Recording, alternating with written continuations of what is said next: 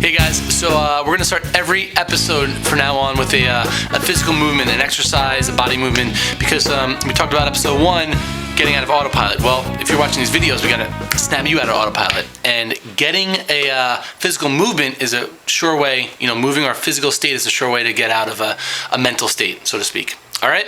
The hip mobility is something that I think everyone could use a little more of.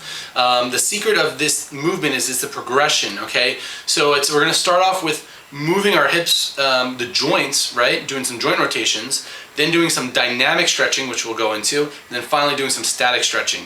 Oftentimes, we stretch the hamstrings without thinking about stretching our hips, and that's why we have such limited hamstring mobility. All right, so the secret is that we want to first get our hips moving before we stretch our hamstrings. All right, so here we go. Movement number 1 in our progression is just hip mobility. All right, place your hands kind of like on your hips, feet somewhat shoulder width apart, and imagine you got a hula hoop. All right, now I know what you're saying, this looks a little silly, and there might be some advanced people out there saying, I deadlift, I do squats, I do weight training, all this stuff. I got news for you though, guys. If you're doing this stuff before a weight resistant exercise, you will feel so much stronger, especially coming through in your hips. So basically what I'm doing is I'm just doing as if I'm doing a hula hoop, and I try to do it between 10 to 15 times. Second exercise in our progression, going from hips to hamstrings, is feet, again, shoulder width apart, and we're going to be doing knee rotations now.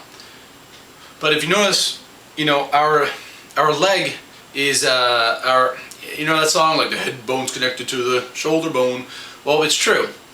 Well, the head bone isn't connected to the shoulder bone, but the whole body is connected. So when we're rotating our knees, you're going to find something very interesting, that your hips are also getting movement, and even more importantly, or just as importantly, your ankles, your Achilles tendon is getting very subtle stretch. And now we don't want to see this, especially in the beginning, okay? Because the idea is that we're strengthening all of the muscles above the knee and below the knee in this stretch, but we don't want to overdo it, especially people that are weightlifters, or when you're doing squats, you don't want to squat too much, knees going over the feet.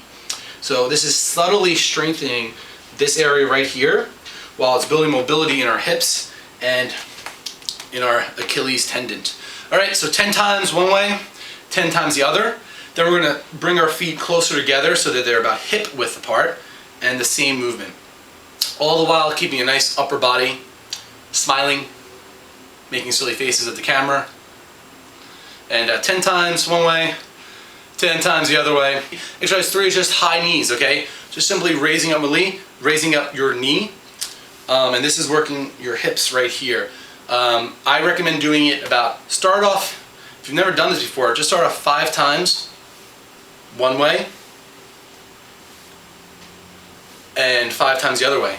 And very important, try to imagine that your hip is completely straight. So when you're coming up, you're not coming up like this, not coming up like this. The leg that's supporting you plays just as much as a role as the leg that's also getting lifted. All right, and you can just imagine that this leg is just sinking down like in quicksand.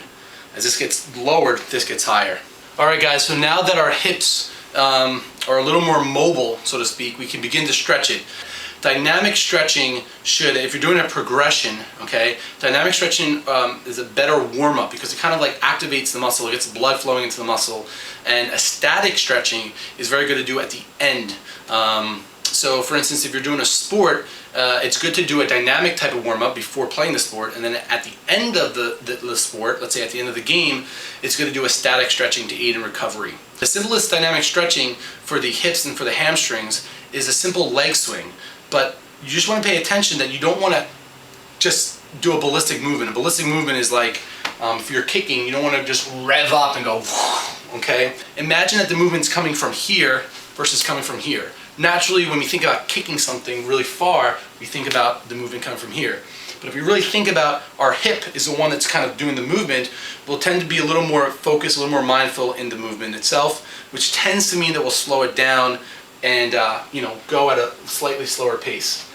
Okay, now remember, the exercise before, when we're doing the leg up here, that was prepping us to keep a nice stable planting leg. So in this case, my left leg will be the stable leg that's kind of in the ground, and my right leg just kind of just swings freely, coming from here. All right, again, if it's your first time, go for 5. Ideally, you want to work up to about 10 to 15 kicks. All right.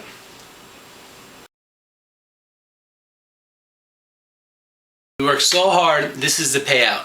Most people, most exercise programs are like, oh, stretch, and they just tell you to do a static stretch. But what happens with that is that the weaker muscles keep getting weaker, and the muscles that are being overused, like our lower back, keep getting overextended. However, by doing those hip mobility exercises, those dynamic stretches, we activated areas of our body that were probably been kind of a little rusty. And so when we do this static stretch, which I'm about to show you, those muscles will be engaged. All right.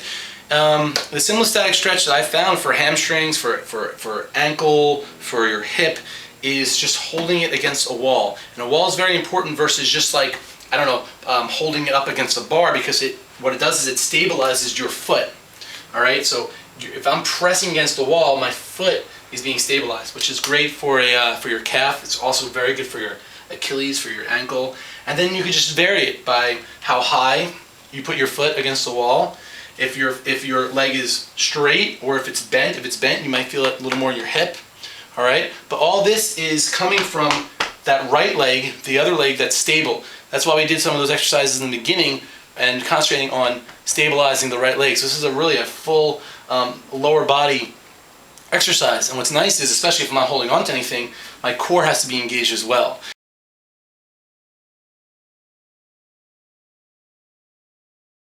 Rather than worrying about time, don't count 1, 2, 3, 4, 5. Just concentrate on your breathing and go for how many inhalations and exhalations. So in this exercise, hold for 3 full, fat, juicy, deep breaths in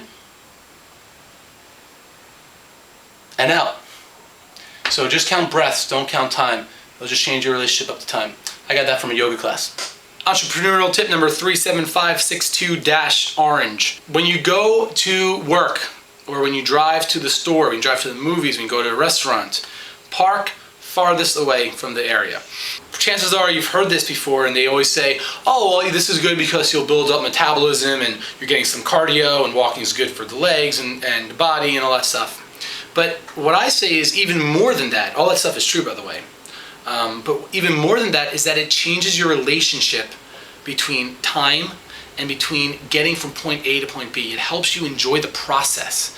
Okay, so, if you're in a rush, and even more so if you're in a rush, okay, let's say you ran out of eggs and you need to go to the store, okay?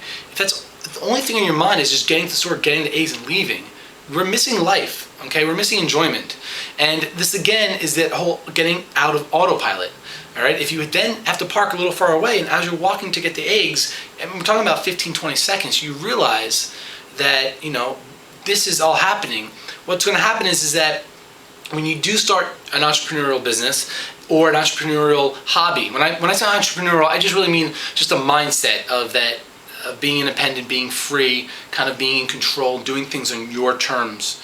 That you won't be focused on, oh, I need this to work to make money, or I need this to work, I need to lose weight so people will like me. No, you're starting to enjoy the process. So every day when you're building up your business, when you're on that new hobby, it's just like walking to the store. You start to really relish and enjoy the process itself. This week's t-shirt is I'm so proud of this t-shirt. It is the Walk for Independence 2009. For those that don't know ARC, they're a nonprofit organization, and we were very, very fortunate that we sponsored their walk. So this is a quick tip for how to feel wealthy instantly, all right?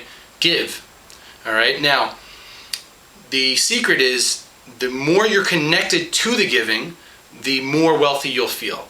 I just don't mean the money, all right? Though there's something powerful giving money to someone physically than just writing a check for something in any amount to an organization that you never see. But then there's even more to it. For instance, if you give money to a bake sale There's something more important, I think, that if you actually physically bake the cake and go to the event and sell it. I look back on my life and all charity type things I've done, whether it's like a dinky car wash, whether it was up until sponsoring a full-on event where thousands of people attended, which I'm very grateful for able to do now with my company. All these moments in my life have just been awesome while you're actually doing it.